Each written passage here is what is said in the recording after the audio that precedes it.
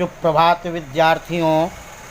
आज हम सब परीक्षोपयोगी अनुच्छेद, पत्रलेखन एवं अपठित गद्यांश का अध्ययन करेंगे। तो पहला अनुच्छेद है स्वच्छ भारत और स्वस्थ भारत। हम जानते हैं कि स्वच्छ शरीर में ही स्वस्थ दिमाग होता है। भारत स्वच्छ होगा तो भारत स्वस्थ होगा। भारत के प्रधानमंत्री माननीय नरेंद्र मोदी जी ने नारा दिया है, स्वच्छ भारत स्वस्थ भारत।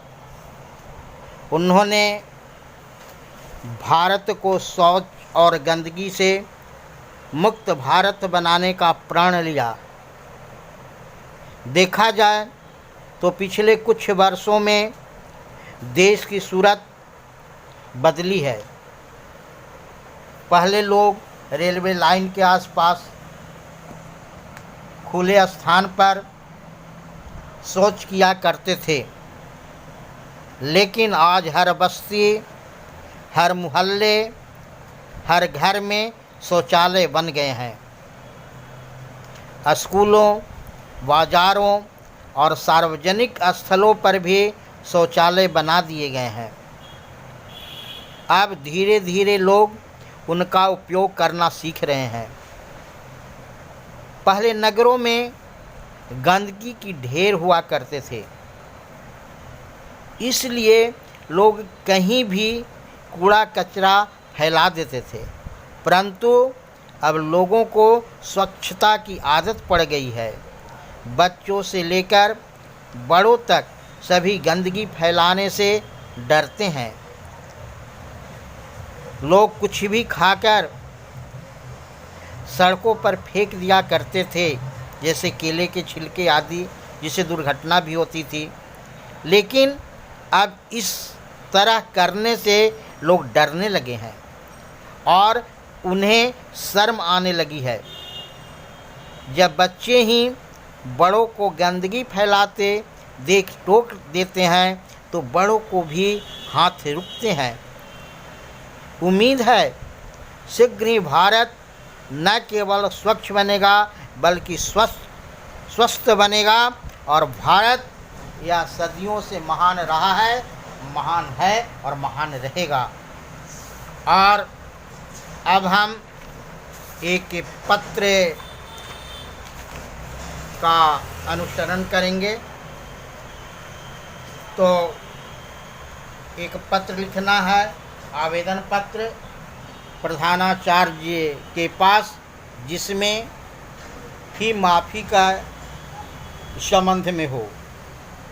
लिखेंगे, सेवा में प्रधानाचार्य महोदय, सिटी पब्लिक स्कूल सिकहर गया। विषय लिखेंगे, मासिक शुल्क माफ़ करने के संबंध में। महोदय, सबने निवेदन है कि मैं आपके विद्यालय के 7वीं कक्षा का छात्र हूँ।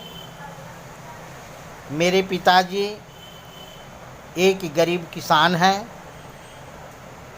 उनकी आय बहुत कम है। वे मेरी फीस देने में असमर्थ हैं। अतः आपसे सादर सविनय निवेदन करता हूँ कि आप मेरी मासिक शुल्क माफ़ करने की कृपा करें। मैं इस महान कार्य हेतु सदा आपका आभारी रहूँगा। धन्यवाद। आपका आज्ञाकारी छात्र रोहन, क्लास 7वीं, सेक्शन बी, रोल नंबर 84, दिनांक 12/8/2000। और अपठित गद्यांश को देखेंगे।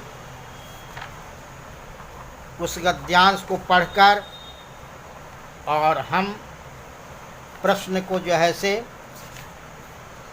लिख सकते हैं। तो मैं गद्यांश पढ़ रहा हूँ, इस गद्यांश को आप समझें और इस पर आधारित प्रश्नों का उत्तर दें। कैसा आश्चर्य है,